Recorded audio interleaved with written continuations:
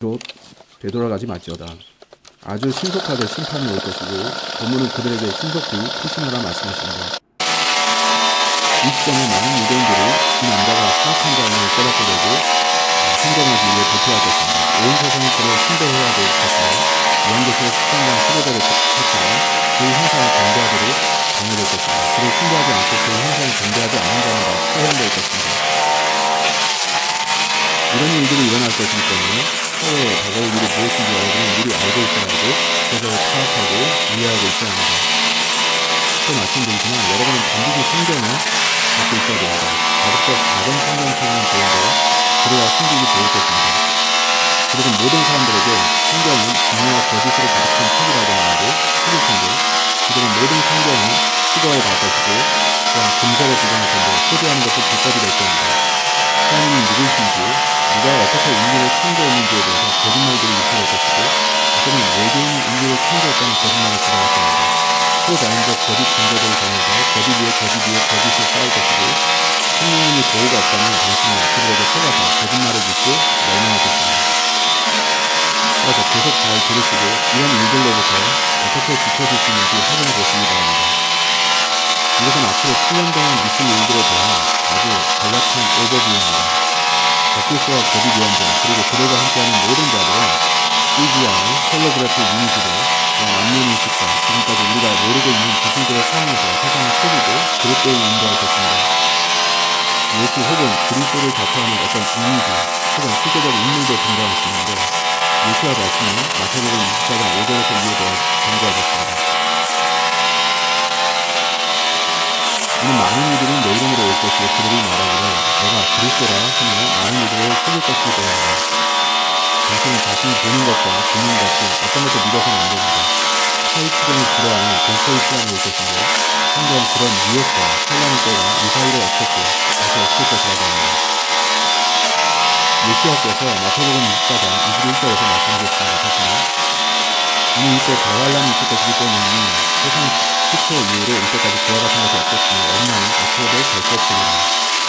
당신이 듣는 거의 모든 것이 세상 조작된 것이며 높은 확률로 노골적 거짓말임을 말씀하시죠. 첫 상문단이 상대적으로 평화롭겠지만 세상은 거짓말들과 거짓 약속들을 통해서 압도적인 파괴를 준비하고 있을 것입니다. 이 모든 것은 나쁜 소식이지만 당신을 위한 완전히 놀라운 소식들이 있음을 알게 된다면 당신은 놀랄 것입니다. 이 마지막 도전을 위해서 이 녹음은 이 부분까지 제가 압도된 정보가 있었는데 이제 생각해 보십시오. 하나님께서는 지난 2000년 동안 미리 언급되었던 어떤 사건을 당신이 보게끔 허락하셨습니다. 당연히 저는 메시아를 믿는 신자들의 수고를 말하는 것인데 당신이 올라가지 못했지만 당신의 남편, 아내, 아이들 혹은 당신이 아는 다른 이들이 사라졌을 것이고 당신이 알던 참된 크리스천들은 사라졌을 것입니다. 당신이 그들에게 갈 수 있는 방법이 아직 있는지 궁금하십니까? 어쩌면 당신은 회의론자였었지만 이제 당신은 유언적 사건의 성취를 직접 보았습니다. 그렇다면 당신을 위한 성경의 많은 예언들도 앞으로 성취되겠죠? 이제 당신은 하나님의 말씀을 참되고 신뢰할 만한 것으로 받아들일 때가 아니겠습니까? 이제 이것껏 품고 있던 회의주의와 오늘을 내려놓고 이제 당신은 회개하며 변화하게 기도해야 되지 않겠습니까? 하나님께서 당신의 말을 듣지 않을 것이라 의심하거나 두려워할 필요가 없습니다. 이전에 기도해 본 적이 없거나 무슨 말을 해야 될지 모르겠다면 여러분이 참조할 수 있는 예시를 드리겠습니다. 기억할 것은 이 기도를 진심으로 해야 된다는 것이고 자신이 선호하는 표현대로 해도 되는데 하나님께서 당신을 들으신다는 것과 자기 말씀이 그런데 응답하신다는 걸 믿어야 됩니다. 주님 제 기도를 들어주십시오. 이제 저는 제가 믿음으로 당신께 갈 수 있으면 합니다. 당신의 도움과 인도하심을 요청합니다. 이전에 저는 당신의 구원 계획을 알지 못했습니다. 이제 저는 당신의 예언의 책을 말씀드릴 성취되는 것을 보았습니다. 그 불신을 회개하고 믿습니다. 저를 용서해 주실 것을 청하오니 예수와 당신이 제게 필요하게 됐습니다. 당신의 도움이 필요합니다. 당신께서 저희 죄들을 제거하시기 위해 죽으셨음을 믿으며 당신께서 가져오신 구원은 우리가 행하는 어떤 선행으로도 아닌 당신의 희생을 통하여 주어지는 값없는 선물임을 이해하겠습니다. 당신과 함께 영원을 보내고 싶습니다. 저는 그것이 제 의가 아닌 당신의 선하심과 의를 통해서만 이루어지는 것입니다. 저를 도우시고 인도하여 주시고 저를 성령으로 채워주셔서 저를 힘내주시고 당신을 위해 제가 담대한 증거자가 될 수 있도록 해주시고 메시아 이름으로 기도합니다. 당신의 성경을 가지고 있다면 당신이 그 마지막 책인 요한계시록부터 읽어보실 것을 권합니다. 그 4장 1절은 앞서 일어난 시대의 모형인데 당신의 말씀을 이해하고 신들까지 영리하지 마십시오. 그 책을 기록한 이가 자신이 결코 본 적이 없는 현대의 전쟁과 기술들을 묘사했으면 하십시오.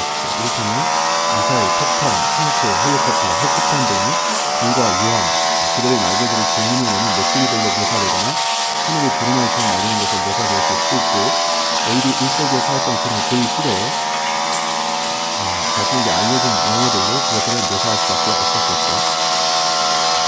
그는 병차 같은 것 때문에 알고 있었으니까요. 그 다음으로 읽어보라고 추천하는 것은 요한복음인데 그걸 보시면 예수님께서 누구이신 줄을 당신이 숙지하고 있습니다. 거기 읽다 보면 경제적 바리새파 사람들이 예수를 죽이기 위해서 힘없이 노력했던 것이 나올 겁니다. 종교는 지금도 그렇지만 언제나 사람을 구원하는 것인데 그것은 인간이 자신의 방식대로 하나님을 경륜내리는 것입니다. 그것은 주님을 기쁘게 하려는 헛된 시도인데 하나님의 분노의 기간은 지금도 주님께서는 회개와 믿음을 요구하십니다. 당신에게 이 두 가지가 없다면 하나님을 기쁘게 할 수 없습니다. 절망과 비극으로 가르치는 양반의 시기조차 하나님께서는 당신과 교제를 갖기를 원하십니다. 메시아께서는 자신을 구출하기 위해 천사들의 군단을 언제든 흡수하실 수 있었으나 스스로 죽으셨습니다. 하나님은 의롭고 거룩하며 공의로우십니다. 우리의 죄와 불신적인 대가는 그래서 치러져야 하는데 그래서 예수께서 우리 대신에 죽으셨죠. 그는 우리의 죄들을 피하러 가셨고 그 자신은 죄가 없으셨습니다. 그래서 그는 사망을 이기시고 무덤에서 일어나셨습니다. 이제 죽음은 더 이상 두려움의 대상이 아닌데 예수와를 믿는 참된 신자는 그들이 죽을 때 곧장 주님 앞으로 갈 것입니다. 이것은 그것을 믿고 구하며 회개한 자들에게 주어지는 가볍는 선물입니다. 요한만을 제외하고 나머지 모든 예수와의 제자들은 그 예수와에 대한 믿음을 지키다가 순교했습니다. 그리고 왜 죽음을 무릅쓰고 거짓을 한 것일까요? 그 답은 이 삶은 지게될 꽃과 같고 피어오르는 연기와 같아서 그것은 잠시 보이다 사라지기 때문이었습니다. 이것은 우리의 지상 삶의 짧은 순례길 동안에 영생을 얻을 수 있는 대단한 기회입니다. 세상은 곧 소멸되기 직전에 와있고 온 세상을 황무하게 만들 심판이 가까이 왔습니다. 온 자연계에 공포가 임할 것이고 온 세상은 극심하게 파괴될 것입니다. 요한계시록 8장에 일곱 나팔의 심판이 나오는데 그 시작에서부터 3분의 1의 나무들과 모든 푸른 풀이 타버립니다. 또 세상 사람들이 3분의 1이 죽을 것입니다. 최근의 기준으로 하면 그 숫자는 30억 명이 조금 안 될 것입니다. 계시록 16장에는 일곱 호리병의 심판이 나옵니다. 이 심판으로 인해 바다의 모든 생물들이 죽습니다. 강물이 피로 변하고 태양의 열기가 뜨거워져서 사람들을 태우기 시작합니다. 그럼 여기서 해설식 광고에 나오는 화자처럼 더 나올 수 있는데 기다리세요. 내용이 더 있습니다. 하는 식으로. 근데 안타깝게도 정말 그렇습니다. 계시록 8장과 계시록 16장을 스스로 읽어보십시오. 제가 강조해드리는 부분은 앞에서 제가 했던 진술을 재확인하는 것인데 그 세상이 끝났다는 겁니다. 이 땅에 남은 것은 하늘의 것과 비교될 수 없습니다. 일시적인 것은 끝났고 물론 그것을 애곡하거나 열망할 가격도 없습니다. 이제 당신은 죽음을 각오하고 믿음 안에 굳게 서 있어야 합니다. 여기에 이전에 대해 강조하는 더 많은 성경 구절인데 읽어볼만 합니다. 고린도후서 5장 7절입니다. 이는 우리가 믿음으로 살아가고 보는 것으로 살아가지 아니하기 때문이다. 내가 말하오니 우리가 확신하고 기꺼이 원하는 것은 오히려 몸에서 벗어나 구하는 때인 것이다. 로마서 8장 18절을 보시면 이는 이 현시대의 순환들이 우리 안에 나타난 영광과 비교될 만한 가치가 없다고 내가 강조하기 때문이다. 같은 장 37절로 39절의 말씀입니다. 이뿐만 아니라 이 모든 것들 가운데 우리는 우리를 사랑하신 그분을 통하여 정복자들보다 더 나은다. 이는 내가 확신하게 되기 때문이니 곧 죽음이나 생명이나 천사들이나 정사들이나 권능들이나 현재의 것들이나 다가올 것들이나 높음이나 깊음이나 어떤 다른 창조물이라도 그리스도 예수 우리 주 안에 있는 하나님의 사랑으로부터 우리를 분리시킬 수 없습니다. 제가 좋은 소식을 갖고 왔다고 말씀드렸었고 당신은 이 모든 암울하고 무서운 일들 가운데 이것을 믿기 힘들겠죠. 그러나 그리스도 안에 있는 우리가 이 두려운 시간이 시작되기 이전에 올라간 것과 마찬가지로 당신은 매우 독특하고 매우 특별한 그룹의 일원이 될 수 있습니다. 우선 저는 당신의 불신의 헛됨에 대해서 깨닫기를 바라고 또한 기도합니다. 하나님은 실제 계십니다.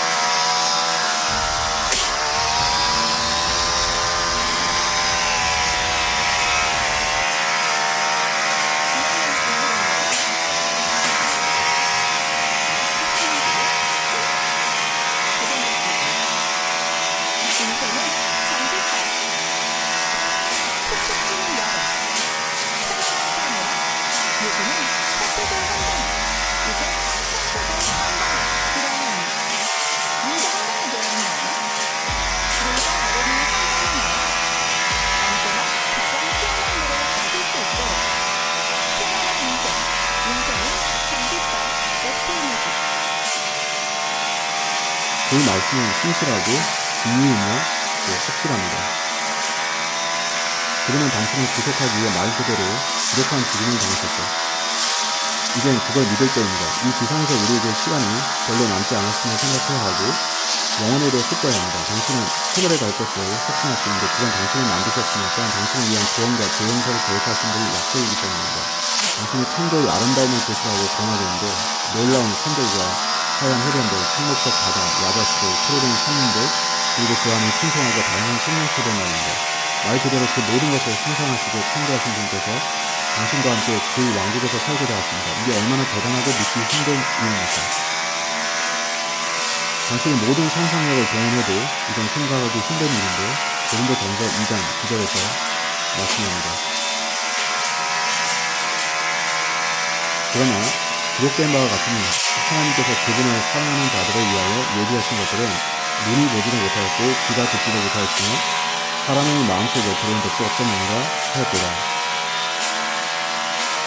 요한복음 14장 2, 3절에서 예수님께서 이런 약속을 하셨습니다. 나의 아버지 집에는 많은 저택들이 있느니라.